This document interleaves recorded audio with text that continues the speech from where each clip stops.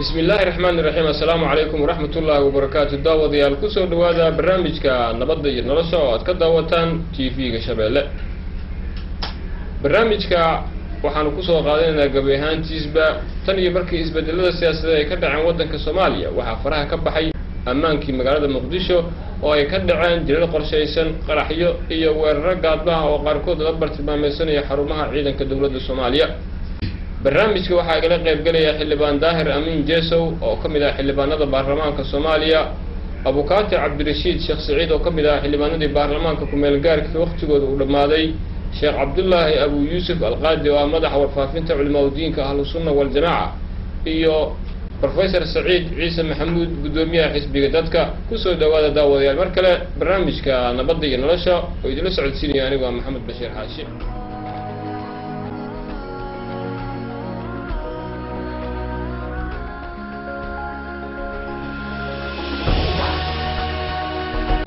واتهاي داود يلا نكو بلاو برنامجك نبض iyo nolosha tan iyo markii isbedelka siyaasadeed ay ka dhaceen wadanka Soomaaliya doorashadii madaxtinimo ee ka dhacday Muqdisho looga adkaaday madaxweynihii hore ee hogaaminayay dawladda ku meel gaarka ahayd ee Shariif Sheekh Axmed waxa Muqdisho ka jiray weerar qaraxyo ah oo qaarkood la bartilmaameedsaday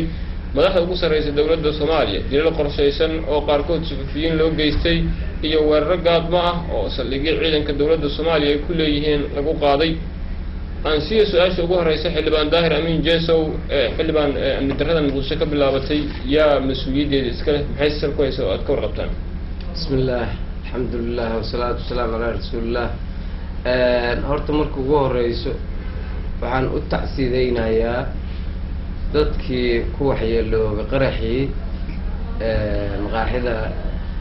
قلوا ينكاتيسا iyo wariyaashii kale ee ka dambeeyay la dilay xildhibaankii kamidka ahaa 235 xildhibaanimada loo soo xulay ilaahay dhamaantood jannadii firdaws ka waraabay ahalkooda iyo qaraabadooda sabar iyo iimaan Allah ka siiyo annagana booskooda ilaahay noo wax qayr qaba noogu soo buuxiyo kalaashoodna alla nama fidneeyo.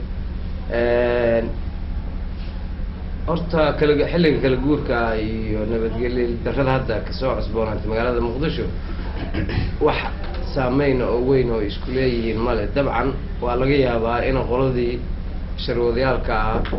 ee al-shabaab ay leeyihiin ka faa'iideysto xilliyadan hay'adihii dawladda ayna israacsaneen oo ay jirto iska habacsanaan yar ay jirto ka faa'iideysteen ay isleeyihiin oo ay doonayaan inay caqabadayaan waxaasan sameynay ay yiraahdeen ay doonayaan waa suurtagal. waxaa kaloo tixgelinteeda nimankan dhul badanaa laga soo qabsaday,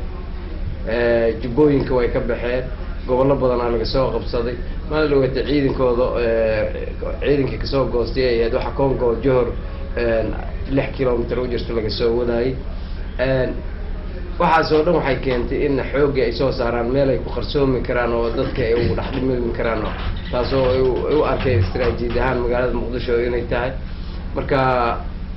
laakiin isbedelka siyaasadeed ee dalka ka dhacay wax had saameyn oo weyn oo ay arrintan ku leedahay inay jirnaa jeclaan. واتهاي أنسيو Sheekh Abdullaahi Abu Yuusuf Al-Qaadi madaxa warfaafinta Ahlus Sunnah wal Jamaaca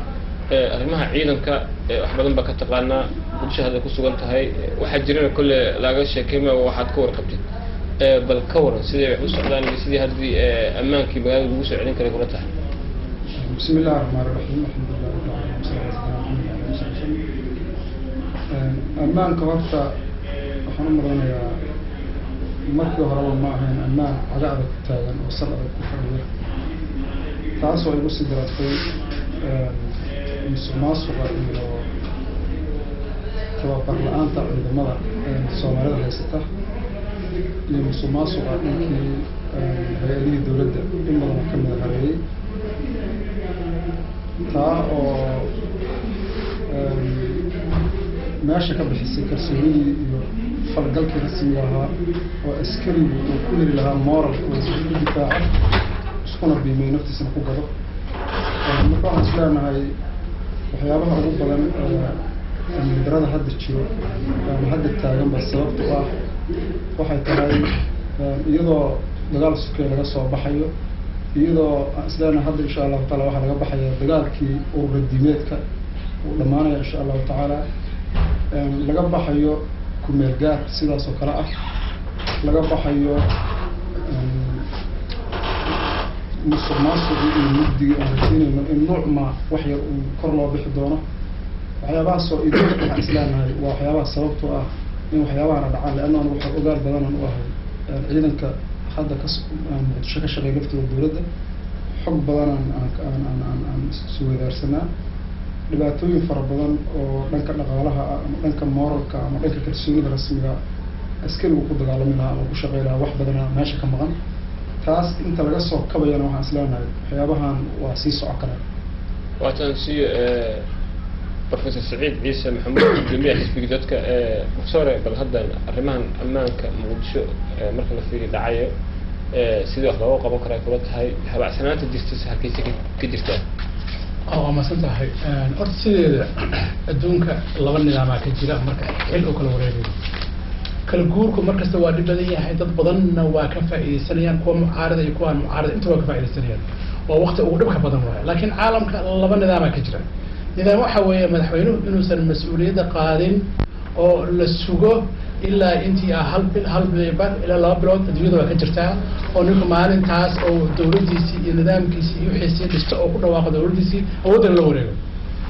waa nidaam jira nidaamna waxa waaye nidaam hore u diyaarsanaay oo intuu maaragtay yiraahdo oo ordayay ama oo musharax ahay si abaabusay maalintii lagu dhawaaqana oo awooddiisa la yimaado waddankiina hogaamiyo waxaad u malaysaa in labaas midna aanan raacin maalintii macnaha madaxweynaha Mr. Xasan loo magacaabay xilka madaxtinimada madaxweyne kore wuxuu yiri maanta wixii ka dambeeya adaa igala wareego ogaawil amniga asna waa igu yiri marka waa garanaysaa in muxuu wax la yiraahdo daahida ay dahda dawladii ay dhibaato badan keentay mideeda kale tara in ma ahan markastaba qeyl laga raadiyo oo la yiraahdo kooxaha mucaaradka ayaa u sabab yiraahdana ma aha ma qabo anigu sababtoo waxaanu kama aysan dhicin jawhar kismaayo kama aysan dhicin waxay ka dhicin waa xamarna waxa haysta waa dawlad ay haysta waliba rasmi ay haysta marka waxa loo baahan in la xisaabtamo macnaha waxa way mas'uuliyiintii nabadgelyo la xisaabay u baahanid sida uu sheegay walaalkay qaadi uu sheegay haddii madaxweynihii markii la doortay ilaahay hadda uu sameeyay ciidankiisii la hadlay oo uusan maaragtay macnaha uusan u tagin oo duruufis u sheegay in aan mushahar qaadan oo xuquuqda aan qaadan oo ku jira difaac ku jira wax uu haystaan aysan jirin hadda wax kasta waa laga filanayaa taas oo wax jira marka anigu waxaan aaminsanahay in maaragtay muxuu wax yiraahdo mas'uuliyadda wax xamal ka jira ay dawladda cusub iska leedahay aan marka loo raadin ay u baahan tahay sababtoo ah ma jirto dawladda hore isahay ana aan wax sii fiirsado labada mas'uuliyad dadka hore waa ka baxeen xilka dadkaana mas'uul saaran tahay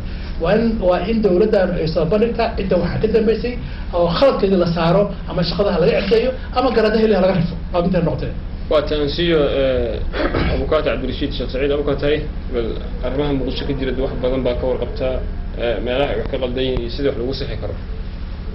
بسم الله. وحوي نفس إيكولي وعنقوا البصر كه أرنتو كامل ورجينتا أودها مركا أودها لو رجيني وقف أودها هي وحلك كبحه وقف ترى تحلك لو رجيه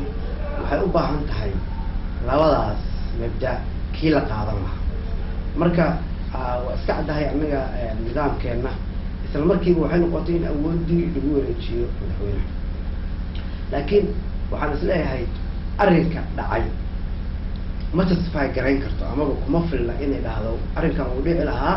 oo waa dhibac baa iska jiray nubiil baa iska jiray ma aha inaan ku qanacno waa inaan ku qanacnaa sidee bay ahayd in loo hor istaago awooddeeda rabo in lagu hor istaago sidee bay dawladda mas-uul uga tahay inaan agshinada noocaas oo kale taa dalka aysan ka dhicin taas iyo tan waxay in horta aada xoog loo oo maaragtay aan diiradda saaro waxaa laga maarmaan ah inaan garanno horta number 1 commander in chief qofka dalka ka ah waa madaxweynaha dalka wuxuu hogaaminayaa oo uu maamulaa oo uu xukumaa oo awaamiirta siiyaa dhammaan ciidamada qalabka sida amniga dalkana asaga ayaa mas-uuliyaddeeda iska leh sidaas la mid ah xuduudaha dalka iyo cadowga dalka kusoo duulayana inuu asagu maxaan ku dhahaa mas-uuliyaddiisa ku hor istaago oo ciidankii amniga iyo dalka sugi lahaa ama ka ilaalin lahaa cadowga dibadda ama law and orderka dalka gudihiisa ka jira iyo amniga dhowr lahaa isagaa la raba inuu abuuro markay taas tahay waxaa weeye maalinta uu xilka qabanayay ama uu ogolaaday in lagu wareejiyo commander in chief inuu yahay waxay ahayd ina waxa ugu horreeya soomaaliya ka qariban waan arkayna asna waa uu sheegay inay amniga tahay inuu amnigaas qaabkii uu u diyaarsaday ama ajandihiisii siyaasadeed oo maxaan ku dhaha uu ku talagelayay in amnigu uu wax uga qabto inuu miiska soo saaro oo qodob uu la yimaado oo yidhahdo for example sideedaanu qaraxyada ka dhacaya muqdisho ama dalka intiisa kaleeta loo hor istaagi karaa waa qodob sideedaa ciidanka amniga oo laftirkooda mararka qaarkood ku ah maxaan ku dhahaa xadgudbida ku sameeya amniga loo diray laftirkooda loo hor istaagi lahaa ama ajenda looga sameyn lahaa waxaa la rabaa in haddii uu maaragtay dhinacaas marka madaxweynaha baan gabi ahaanba dhihi lahaa asaga mas-uuliyaddiisii weeye waxaa kaloo iyadana mas-uuliyadda la wadaagaya sida aan aniga hadda arko waxaa jiray saraakiishii ciidanka oo saxda qaybada ciidanka oo markiiba kor taagnaa markii xilka lagu wareejinayay taliyaha amniga oo ama nabad sugidda taliyaha xoogga dalka iyo taliyaha ciidanka booliiska saddexdood xilkii markii lagu wareejinayay madaxweynaha geeska say taagnaayeen saddexdood waxaa muuqata intii processkan socday dhowrka bilood u dambeeyey magaalada muqdisho way ka nabad qabtay filaalkii halkan ka dhacayay dhowr goor ataagyo isku dhac oo la isku dayayna waa kii markii lagu qabanayay shirkii dastuurka la isku dayay waa tii la fashiliyey isla markii madaxweynaha la doortay maalintii 2 maalmood kadibna waa tii qaraxa halkan madaxweynaha loogu talagalay in asaga lagu asisnay gareeyo uu dhacay markaas laftirkeeda waxay ahayd madaxweynuhu inuu qaaday tough decisions oo go-aan uu qaato ah okay haddii adiga warsadaaday la damcay mujtamaca intiisa kale maxaa moodaa inuu markaas go-aan aad adag qaato curfew magaalada lagu soo rogo midda labaad aniga waxaan ahay instructor ciidanka booliiska 2009 markaan waddanka kusoo noqday baan bilaabay inaan training voluntary aan u abuuro oo school booliisiya aan ku furno inaan mujtamaca ciidanka ama amniga sugaya in la baro waxa ay ilaalinayaan waxa ay tahay maxaa yeelay qofka qor inta loo dhiibo la dhaho hor u socod amniga ilaali wax ma ahan qofkaas shaqo looma dirin qofka waxaa shaqo loo diray marka shaqada uu qabanaya maskixiyan la dhiso ana waxaan ku celcelinayaa askartii aan tababarnay kooraskii aan abuuray waa kan hadda school booliisiya ay ku furan 20 sano oo dowladda Soomaaliya ay burbur ku jirtayna school booliisiya hal maalin qofna qalin wax looguma xariiqin waxaanu ahaa meesha ay ka soo baxaan kaadirka civilka ah ama ku shaqeeya sida maxaa ku dhahay civil ku shaqeeya ama kan cudwada militariga ku shaqeeya meesha laga soo aasaasay ahayd tii waan xoogga saaray ciidankaan abuuray dariiqada ku aragnaa laakiin one problem baa jira oo waaweyn oo ah falsafad ama maxaa ku dhahay policy-ga ama siyaasadda dowladdaas ay ku shaqeynayso number 1 ciidamadaanayto aad arkaysaan armored vehicleska wata oo baabuurta ay ku saaran yihiin 30 askari waxaa arkaysaa hal gaari oo yar oo wuxuu saaran yahay truck ah wuxuu daba socdaa hal nin buu waardeynaya magaalada muqdisho ciidankaas intaas tirada la eg haddii marka gaarigu la gadoomo ama sida dhacdaad aragteen magaalada dhexdeeda inta traffic istaago iyo xabada ku ridaya waxyaabaha keenaya amni darrada number 1 waxaa ka mid ah unnecessary ama ciidan fara badan oo loo baahnayn oo waddooyinkii dhooban ma garan marka anigu ka fakeri lahaa haddii aan madaxweynaha booliska u tartamayo inta aanaba horta xilka imaanin tallaabo qaadkaygu muxuu yahay inay cadcaddahay oo maalinta aad xilka imaana dhowr number 1 number 2 number 3 number 4 oo ah tallaabooyinka amniga ku aadan number 1 2 3 4 oo ku aadan tan dhaqaalaha number 1 3 4 oo ku aadan policy-ga internationalka ama xiriirka caalamiga number 1 3 4 oo ku aadan dhisidda mujtamaca iyo maxaan ku dhahaa gobolada inaan barnaamijyo cadcad lala yimaado tan aan ka xumahay oon runta aadka uga xumahay waxaa waaye mujtamaceena ama soomaali mujtamaceeda ama dowladnimadeedu ma ahan mid saldhigga ay ku timid uu yahay wax qofka uu miiska soo saaray oo cadeeyey oo bunbuuniyey waxa waaye ninka hal maalin baa leeyahay baarlamaanka hortiisa imow dooda lama gelinin qof ula tartamayo lama hor istaajinin nasiib darrada ku imaanaysa marka qarannimada waxaa ka mid noqonaysa marka waxaanu kala dhacaan qof walba regret noqon madaxweynaha waxaan ku buubaabinayaa oon ku adkaynaya oo aan mar kaleetana hawada u marinaya in uu qaato go-aamo adag waqtiga adag wuxuu u baahan yahay nin adag oo go-aan adag qaata oo ka fekera mujtamac waxa dantiisu tahay aan ka fekerin waxa dadku ka fekerayaan waqtiga dhow waqtiga dheer uu ku fekera waa tahay hadda kulli dawladda waxaa nagala jooga xildhibaan daahir amin jesow oo xildhibaanada baarlamaanka Soomaaliya ka tirsan xildhibaan hay wax qaldan bal hadii ammaanka gaabiyay mise qaladaad kala jira waad mahadsantahay aad baad mahadsantihiin waxaan rabaa horta Soomaalida inta ugu badan waxa ka hadleeya waxa la yiraahdaa degdeg maalintii la doortay madaxweynaha waxaa kasoo wareegtay 15 casho maanta ku 16 maalmood dhaliilada hadda walaalahay ay soo jeediyeen oo halkan ay kasoo jeediyeen waxaan u maleynaa wax qabsoomi kara ma musuqmaasuq la sheegay nimayna hay'adii dawladda ayna u dhisneen waxa musuqmaasuq sameyn karaa iska yar madaxweynaha waa la doortay weli kaligiisa xafiiska jooga 16 kaas maalmood qofka dadku dhawaadhay 16 kaas maalmood hadii boqol qof dadka 16 kaas maalmood boqol qof in ka badan iyo in ka sii badan buu way dhimin kartaa waayo dawladii ka horeysay buu way dhiminayeen iyadoo adduunyadii oo dhan aynu soo gurbantiyo labada dhinac marka 15 maalmood dawladii hore waxay qaban waysay ninka ku qabtay in lagu eedeeyo arigu ila ma aha arrimaha wax ka qabashada amniga ayaan jeclahay barnaamijkeena inuu ahaa in si nabad uu noqon lahaa gobolka nabadiisu waxay ku xiran tahay dadka shacabka xasan sheekh maxamuud madaxweynaha la soo doortay kuma xiro xildhibaan daahir jesow kuma xiro waxay ku xiran tahay amniga magaalada muqdisho shacabka magaalada degan ay ku xiran tahay haddii aan anaga qiyaali iska dhaadhicin oo aan runtii aan iska dhaadhicino wax aanan dhici karin waxa way ma gaarayno hamigeena ma gaarayno waxaan rabnaa marka in aanan qiyaali iska dhaadhicino wixii dhici kara oo loo qaataan aan iska dhaadhicin waxyaabaha dadka shacabka Soomaaliyeed iyaga ay leeyihiin mas'uuliyad iyaga ay leeyihiin inay ku soo riixaan meel kale wax nooguma hagaagayaan shacabka Soomaaliyeed mas'uuliyad wax bay ku leeyihiin inay boqol qof inay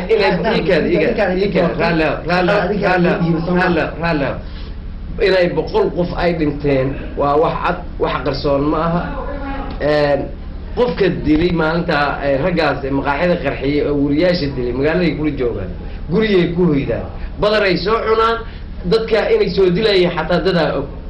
marka mas'uuliyadda inta ugu badan horta dadkii soo diray dadkana iskale laakiin dawladda kumeelgaarka waxayada hadda u dhisan male madaxweynaha la doortay wadatashi uu ku jira 16 maalmood ayuu gilgiisba magacaabin yahay in la yiraahdo waxa qaladkan dhacayo musuqmaasuq waaye waa waxa dembi musuqmaasuq waa daraf garaysan yahay waxa ay sheegeen waa inuu wax ka qabtaa arrimahan waxaan oo dhan yaa wax ka qaban kara nin adiga kulumida oo shaatigaas bir u yahay oo taagan oo hoos ku warto wax shaqsi wax ka qaban kara mal aniga xiliyaan ma saaxiib sama saaxiibna waa aan waliba aniga adiga qarax waan ugu dhacay nala beegsaday mid kamida fikirkii ku dhintay Allah u naxariistay asxaabta aan ahayn waa taag u tahay ninkii siraar ahaa iyo Cabdiweli meeshii ku dhintay watuu ku dhaawacmay Axmed Cabdisalaam iyo macaan ku dhaafay Xuseen Warsame iyo Cabdirasaaq bixi rag la midka ah waxa weeye waa garanaynaa dilalka qorshaysan iyo ficilada soo aabuliyay dhibaatada ay leeyihiin laakiin waxa laga hadlayaa wax kale ma aha waxa weeye wixii dhici lahaa horta Ilaahay wuxuu qadaray u dhacay hayeeshe diyaar garowna inta la egba ka diyaar garowday waxaas inaad hor istaagto waa mas'uuliyad ku saaran midda kale haddii aan anigu wax kirtisaas garay macnaheedu ma aha inaan ama mucaarad ahay ama aan diidanahay laakiin waxa weeye encouragement ama waxa la yiraahdo positive ama xaqra constructive critics baa la yiraahdaa waxaan dhaliilayaa waxa weeye in wax ka fiican sameeyaa waxaan dhaliilayaa waxa weeye in aan muujiyo talaabadaas ka gudboon ama aan siiyo way oo qofkii ku gar oo maxaan ku dhahaa aan ugu iftiimiyo si wanaagii iyo wadajirka aan u gaarno intaas waxaan soo noqonnaa shaqan si waxaan horta anigu aan jeclaan lahaa horta muxuu ahaa daahir jesow أنا وحنا كهذا نورت وفكر شخص كم هذا إنه كسر وإحنا الدفاع مش إنه كسر سويت أنا بدوري إنه كمسوا خرجنا دبعتنا كم هينو لكن وحنا سؤال بنا لو يدي كسر سن محوها وإحنا إلى هذا محاذو ملاكرتان إنه نبدل لك وهاي كرتو محاس أصابة معنا وحواي إنه وحكوا هالينا وجسي جدا وهالينا سيقول مركان هنا ما تهو جانك معنا وحواي دورت بقى وهاي هل قفت الرواها anagu marka waxaan ka saaraynaa meesha magaca waa ka saaraynaa madaxweynea lena ma fahamtay magaca shaqo kuma laha anagu marka waxaan aaminsanahay inaysan ahayn wax saxa inay dawladda maa ilaha keena saraakiisha ciidanka yidhahdaan qoladii nabaddiidahada waxaan samaysay qoladii kanaha waxaan samay maaha meesha adaa ka mas-uula mas-uuliyadina adaa qaaday ma fahamtay waxaan aaminsanahay in loo baahan yahay markaad tahay nin dawlad ah wax lagu magacaabay waxaa mas-uul kaa saaran yahay shacabka inaad aragtid inaad wada xaajoodka laftigiisa aysan noqonin keliya prime ministerka uu noqdo nabadgelyada kanunkooda noqdo kan koowaad uu noqdo waxa kaasuu ahay oo la yidhahdo shacabki lala hadlo oo la yidhaahdo maaragtay muxuuha wax la yidhaahdo markii dad badan oo dawladda hore ku jiray ayaa aaminsan inay soo noqonin dhibaatada ayaa kamid a nabadgelyada siduu sheegay macnaha abukaataha ciidankii ayaa kamid a nabadgeldarada kamid a marka waxaa loo baahan yahay wixii in xal loo hela lamid dawladda marka waa inay qaataa mas-uuliyaddii kama yeeli karno mana aqbali karno marka anu gurigayga aan mas-uul ka ahay inaan cid kaloo dariska ku eedayo kama yeeli karo cidda kama yeeli karo marka waxa waaye taas macnaheedu ma ahan inaan kasoo horjeedno afkaaro fara badan ee nidaamka cusub oo wato markuu ka hadlayay dadkaan mucaaradka anu waa ku raacsanahay fikirka ah in dadka loo kala qaybay mucaaradka labo kuwa ah national jihadista ah oo ah dad wadaniyiin ah oo dhibaato iyo ka caraysan iyo kuwa ah global jihadist oo ah kuwa raba adduunkaas iyo meel kale ka yimid waa aaminsanahay dadka mucaaradka ilaa la xaajoodan aaminsanahay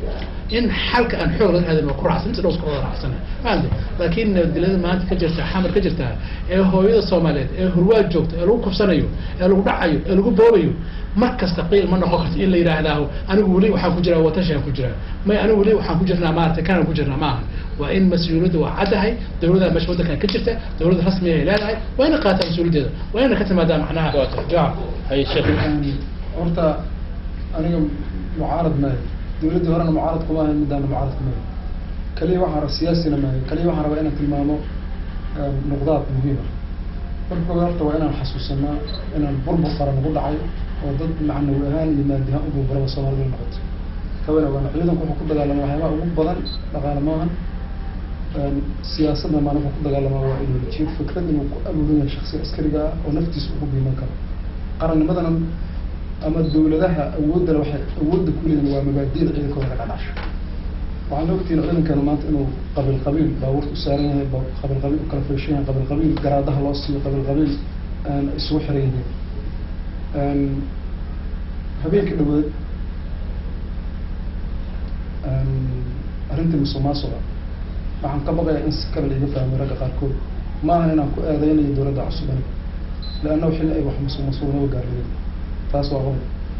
qodobkan kale habeenkii dhaweed markii lagu dhawaaqay madaxweyneha inuu xasan uu ku guuleystay oo madaxweyne hore laga guuleystay madaxweyne saacaddan waxaan ku wareejiyay arrintii amniga madaxweynaha cusub runtii ani kelimada kuma farxan saacadda waan ka naxay saacaddaas wixii aan ka filayay ama aan ka baqayo saacadda ka naxayna waxaa diimay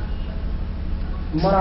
ku eeday karna islaana maanta markaan aan ka hadalno si oo official u hadalno 16 maalmood aan wax u dhigma qof jooga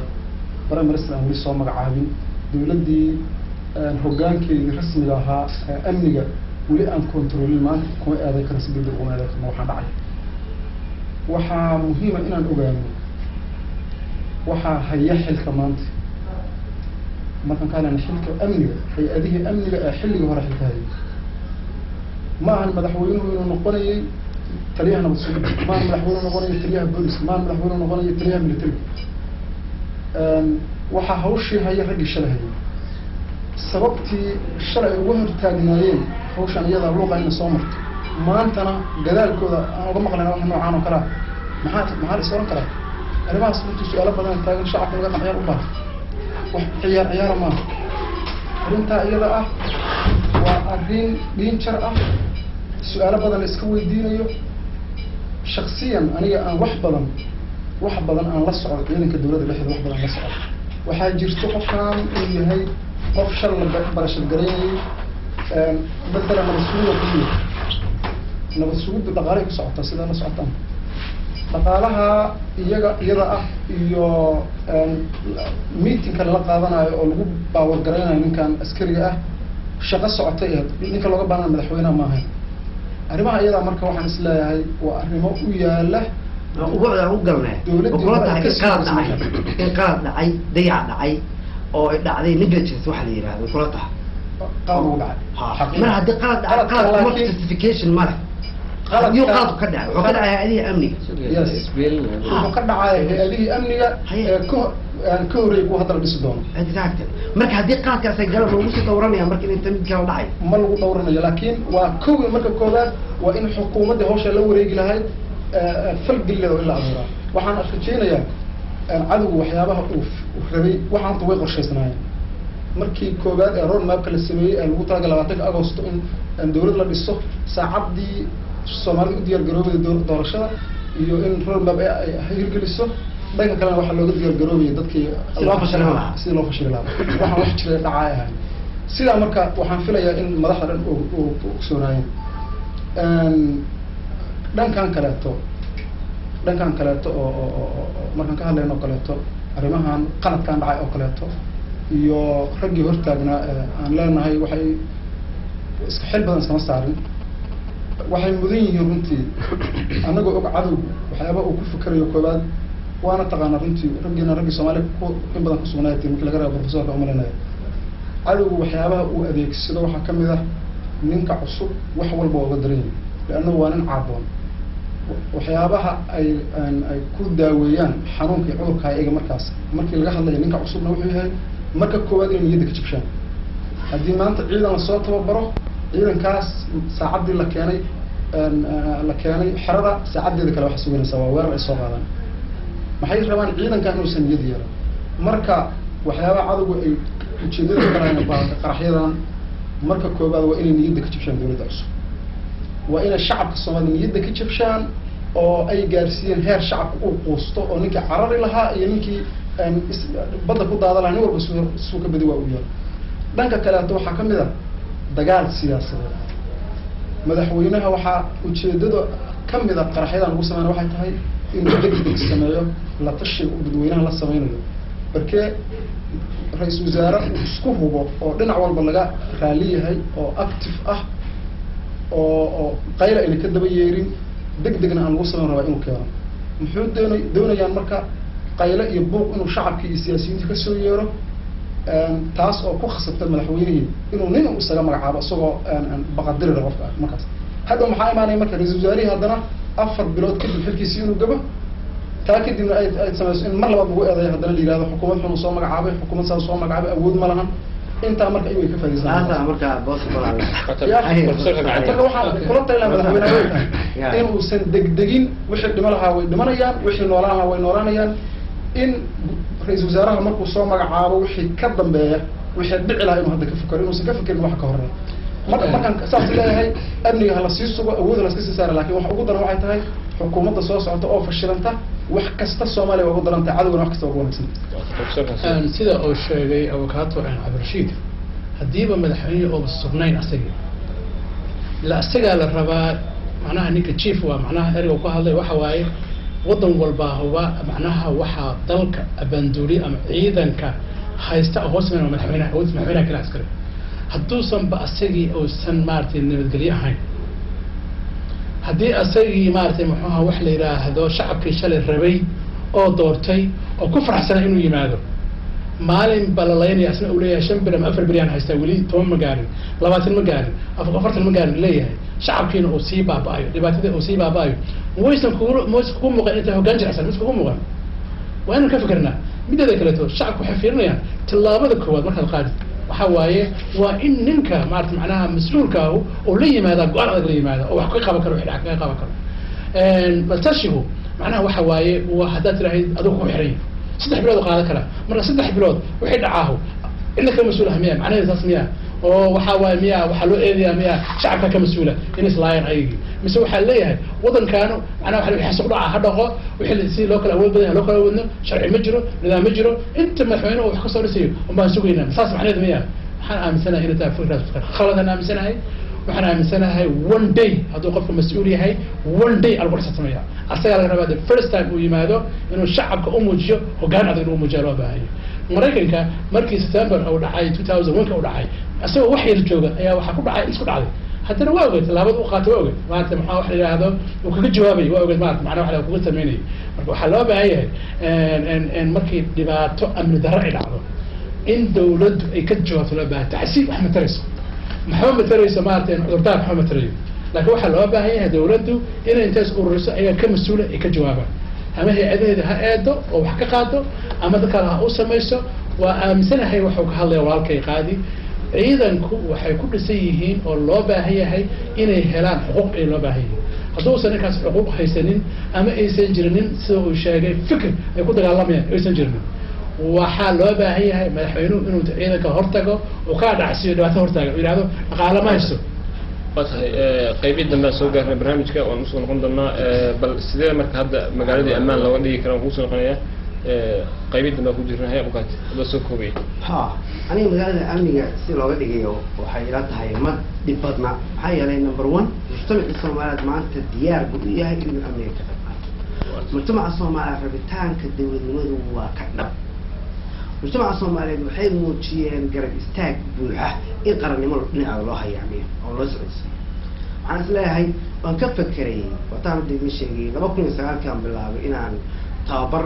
soo koobteenahay mar haddii ay taas aan bilaabin fikirkayga wax badan baa wuxuu ku jiraa qaabkee amni wax looga qaban karo waxaan is leeyahay waa nuqdada ugu horeysa dhaqaajinta mashiinka qarannimada lagu dhaqaajinayo waxaan qabaa kow in ay laga maarmaan tahay in lasoo saaro legislation ama sharci oo baarlamaanku kuna mas-uuliyad uu leeyahay hadduu xukuumad ka bilaabin haddii baarlamaanku bilaabay anigu haya asagoo diyaar ah in lasoo saaro kow in la xadado oo la xakameeyo ciidanka sida xaddaafka ah inta qulqulaya magaalada dhexdeeda number one number two in la sameeyo boos maxaan ku dhahaa xaafadaha laga abuuro maxaan ku dhahaa degmooyinka xaafado guryo loogu tiriyo oo loo yeelo madaxa amniga for example 100 guri 200 guri 300 guri oo magaalada oo dhan darisaynta oo neighborhood watch wax la yiraahdo abuuro number 3 waxaan aaminsanahay in ay laga maarmaan tahay in ciidanka laftirkiisa loo sameeyo xiriyo mararka qaarkood haddii maaragtay ciidanka laga fogeeyo shacabka dhexdiisa iyo qoryaha ku dhex wataan la diyaariyo ciidan patrol ah iyo barar cayiman for example loo yaqaano rugaha amniga ee degmada in ciidan qof ah oo keligiis qori wato magaalada isdhex maraya aan laakiin hadduu isla socon taliye iyo hawl fulinayo arrimahaas waxay la tahay inay yihiin arrimo simple ah easy lagu achieve garayn karo lana gafay in badan la dayacay wata uqada heedo soo koobiye u dhameyn doonta sidee nabadii hadii lagu soo celin kara magaalada horta waxa la dirirayo waa in xisaabta ku darsanaa ma ahan qabiil ma ahan siyaasiyiin ma ahan dad dana dhaqaale oo gooniya leh waxa la dirirayo wax intaas ka dhib badan ka fog waa fikrad loo geliyo shaati diineed isla markaana ugu tagi karta guriga qolka madaxtooyada ku dhegan qof ugu tagi karta fikradda iyada ah magac diineed ay leedahay waxay u baahan tahay in sida ay tahay loo bartilmaameedsado oo fikradda iyada ah iyada marka ugu horeysa la xoreeyo laannahu quluub badan oo shacabka Soomaaliyeed ay dhex deganta askarigan shabaabka xarigooda intaan la aadin waxay u baahan tahay mujtamaca Soomaaliyeed quluubtooda in laga daaweeyo fikirkan isaga ah laannahu fikir diineed yaa loo dhigay marka in dadkii laga qanciyo nimankan waxay ku dagaalamayaan wax ay yihiin masaa-isha ay wataan wax ay yihiin waxa ay damacsiin wax ay yihiin madiinba mase waa fikrad kaleeto oo siyaasadaysan dadkii markay taa ku qancaan waxaa imaan karta qofku inuu ogaado waxa uu ku dhimanayo laannahu askarigan hubaa askariga maanta dawladda ma lahan moralka uu leeyahay askariga shabaab waxaana keenay askarigan shabaabka waxaa laga dhaadhiciyey aayad iyo xadiis qaab khaldan loo turjuma laga dhaadhiciyey laakiin askarigan Soomaalidu wuxuu ku fikirayaa mushaar ma heli doontaa haddii mushaar aweyso ismashquuli oo qorigan kulli baa ku dhaxsan doontaa ama gaari wadada yaala ama wax kala samayn doontaa ama maalinba wax ku imaan doonaa waxaan u baahanahay sirriga leeyahay in arrintan uga fikirno idaacadaha iyo warbaahinta qaranka u leeyahay warbaahinta dalka oo madaxa bannaan oo hadda idinku baad ka mid tihiin la abaabulo dhanka kale loo abaabulo culumadii oo qayba siyaasiyiintii khubaradii militariga ee dalkan joogi jirtay si rasmi dalkan macnaha dalkan Soomaaliya u lahaa jiray si rasmi loo abaabulo fikradan iyada la targeesto markii dad xalaal ay soo baxaan oo qalbiga shacabka laga baqo markaas ayaa waddanku nabad noqonaya inta qalbiga shacabka uu ku dambeeyo hal shay oo fikrad shabaab oo wax yar baa la ka dhigo qof qaab diineed inay tahay u arkayo waddanka ismiisa Soomaaliya. waata professor haye soo koob si lagu socon kara amaankii magaalada. أنا waxaan qabaa amni marka la fiiriyo dhibaatadiisu wax dhib badan maahan waddankanaga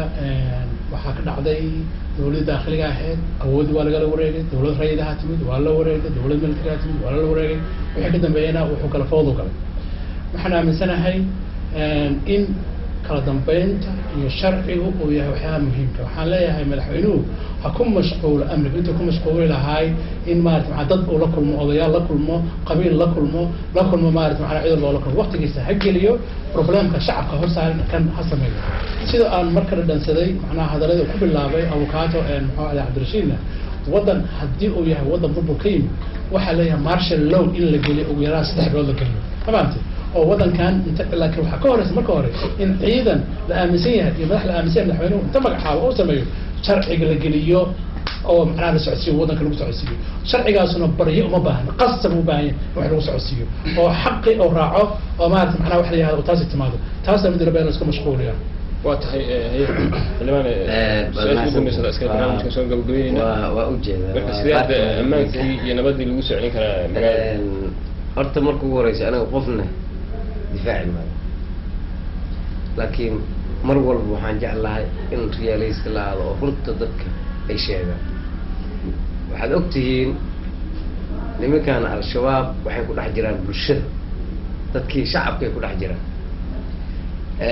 meel haddii ay wax sameeyaan jawaab looga bixin karo oo maanta loo aadi karo magaalada muqdisho dhexdeeda male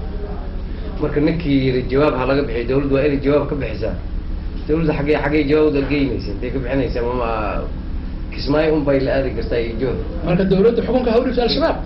ha siiso ayaga haddaysan awood professor aan dhamayst waad ogeedeen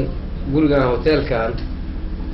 wixii ka dhacay madaxweynaha isagoo ka khudbeynayo oo wufuud caalami ay joogaan nimankan dadkay ku dhex jiraan ku dhex malin yihiin awoodooda keliya waxay noqotay inay wax carqaladeeyaan inay bam isku soo xiraan oo naftiisa oo asaga gooyo ogna marka taas waxayna doonayaan weliba inay ugu faa'iidaystaan in dadka siyaasiyiinta ay is-eedaan wax kale oo tabar oo ugu hersan male inay professorka oo kale u eedeeyo dawladdii cusbeed aniga aan eedeeyo professorka intaasay tabartooda ay dhaafilaan marka waxaan rabnaa oo loo baahan yahay dadka Soomaaliyeed iyaga inay gacmaha isqabsadaan shabaab ay iska celiyaan dhibka qolada qaswadayaalka meel walba caalamka ka joogaan Mareykan hadday joogaanne wax celin kara nin asaga doonaya inuu isdilo shaati bere soo qaatay ummadda ku dhex nool cid badbaadin karta mal qofkan saaki markuu uu soo talagalo inuu waxaan ay dhacaan waa qasab inaa uu samayn karo waayo wax og male dadkii uu la mid yahay target hore qof ugu ahay male marka shirqoolada noocan oo kale caalamka oo dhan ay ka dhacaan Ingiriiska ay ka dhaceen Mareykanka ay ka dhaceen Yurubta kale ay ka dhacayaan maalin walba wax la qarxiyaa marka nin meel la qarxiyay anigu waxaan qabaa dawladda laguma eedi karo waayo dawladda maqaaxiyaalkii shacabka ay lahayn may waardii ka qabanaysaa meesha la qarxiyay waa maqaaxi bismillah horta aniga waxa waaye xildhibaanka waa ku mahadsan yahay fikirkiisa waa dhiiban karaa waxaan ka hadlayna wax kale ma aha inaanu mucaarad nahay ma aha inaan wax diidan nahay waxaan ka hadlayna waxa waaye mas-uuliyad inay yeelato shil baa dhacay shilku waa nasiib darro dadka ku timid dhibka dhacana ummadda Soomaaliyeed oo dhan dhib buu ku yahay anigu ku farxi maayo qof kale ku farxayana ma jiro waa wada diidana waa ka ilmayna waa ka tiiraayana waa ka xunnaa laakiin su'aasha meesha ku jirta waxay tahay dhibkan ma la hor istaagi karo ma isku dayin in la hor istaago xagee qaladku ka dhacay oo loo istaagi waayo say ku timid mas-uuliyadda marka aad dalka mas-uuliyaddiisa qaado waxaad mas-uul ka tahay maqaayadda guriga haweenka dhimashay cunuga dhashay kan dhimanaya kan shabaabka laftirkiisa inaan difaacno dowladnimaday waajib ku tahay sidaas awgeed waxaan leeyahay ma la sameeyey meesharkii ama cabirkii ku habboonaa oo ku filan in lagu difaaco dadkii waad mahadsantahay Cabdirashiid anigu waxaan qabaa dawladda way dadaali meelihii kaabayaasha ee amniga in laga sugo loo baahnaa way sugtaa hay-adihii waa shaqaynayaan Waxqalada ma laakiin marka. laakiin nin asaga doonaya naftiisa ina gooy 3 nin oo saaka usoo labisatay iyaga inay isdilaan qofka ay ugu talagaleen inay dilaan markay ninkan asigaaba dhinto hooye inaad laynayo waa cadda wax hor joogsan karna mala waa tahay waxaan dhihi lahaa waa ognahay inay dadku rabaan inay isdilaan waa ognahay inay ujeedo kale aysan lahayn laakiin waxaa laga rabaa annagoo saas u og maxaa naga gudboon waa inaan ka fikirnaa marka intaysan dhibkana gaarsiinin in dhibku ayagoo ku ekaado intaasaan dhihi lahaa waa tahay daawadayaal inta ayaanu kusoo gabagabaynaynaa barnaamijka nabadda iyo nolosha oo maanta marti ay ku hayeen professor saciid ciise maxamuud oo ah guddoomiyaha xisbiga dadka abukaate cabdirashiid sheekh saciid xildhibaan daahir amiin jeeso oo ka mid ah xildhibaanada baarlamaanka soomaaliya iyo sheekh cabdullaahi abu yuusuf alqaadi oo ah madax warfaafinta ahlusunna waljamaaca barnaamijku waxaa la socodsiinaya anigoo ah maxamed bashiir xaashiinta barnaamij lamid ah barnaamijka aan ku kulmi doono annagoo isku duwan dhammaanteen waxaa idinkaga teginaa